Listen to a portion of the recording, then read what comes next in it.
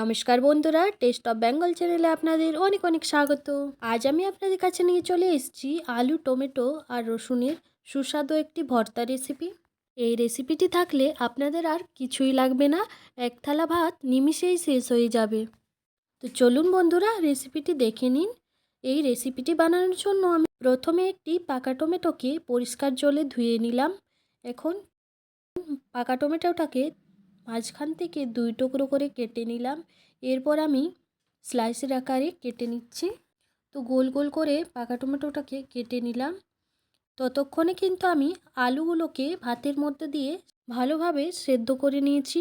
তো এরপর গ্যাসটা অন করে গ্যাসের মধ্যে একটি ফ্রাইং প্যান বসিয়ে দিয়েছি। প্যানটা যখন পুরোপুরিভাবে গরম হয়ে যাবে তখন আমি প্যানের মধ্যে 2 চামচ মতো সর্ষের তেল অ্যাড করব। তেলটাও যখন ঠিক ভালোভাবে গরম হয়ে যাবে তখন আমি এভাবে করে তেলটাকে ফ্রাইং প্যানের চারিদিকে একটু ঘুরিয়ে নেব। তো এখন কিন্তু আমি কিছুটা পরিমাণে রসুনের খোয়া ছাড়িয়ে নিয়েছি। এগুলোকে এখন আমি তেলের মধ্যে দিয়ে দেব। দিয়ে এক এক করে স্লাইস করে রাখা পাকা টমেটোটাও দিয়ে দিচ্ছি।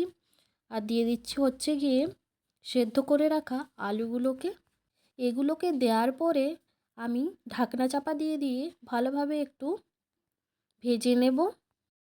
বন্ধুরা, আজকের আমার এই রেসিপিটি আপনাদের প্রথম থেকে শেষ পর্যন্ত দেখার জন্য অনুরোধ রইল।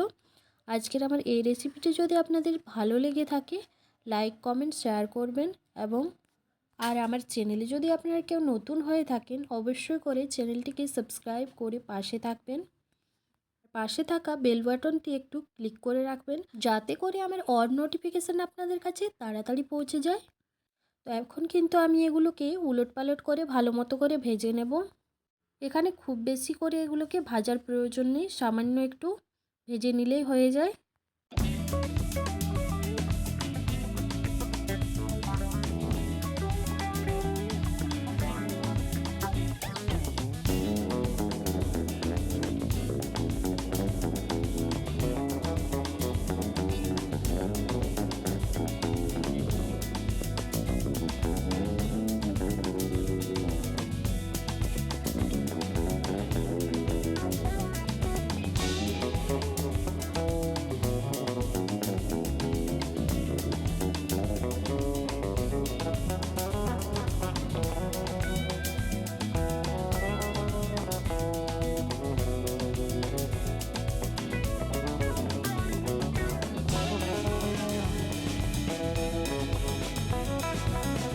ভালো মতো করে ভাজা হয়ে গিয়েছে। এখন এগুলোকে একটা আমি প্লেটের মধ্যে তুলে নিচ্ছি। তো প্লেটের মধ্যে তুলে নেওয়ার পর আমি এই ফ্রাই প্যানের মধ্যেই দিয়ে দিলাম 1 চামচ পরিমাণে ঘি। ঘিয়ের পরিবর্তে আপনারা এখানে তেলও ব্যবহার করতে পারেন।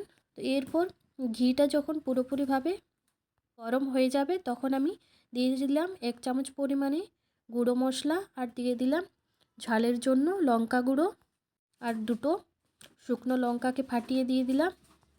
লঙ্কাগুলো যখন একটু ভাজা ভাজা হয়ে যাবে তখন গ্যাসটা অফ করে দেব। ভর্তার রেসিপিটি বন্ধুরা আপনারা একবার হলেও ট্রাই করে দেখবেন, এক থালা ভাত নিমেষেই শেষ হয়ে যাবে।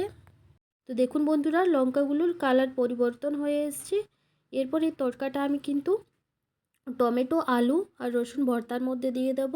এখন এগুলোকে আমি একটু মাখিয়ে নেব। তার জন্য দেখুন দিয়ে দিলাম পরিমাণ মতো লবণ, দিয়ে হাতের সাহায্যে এইভাবে একটু ডলে ডলে মেখে নিচ্ছি।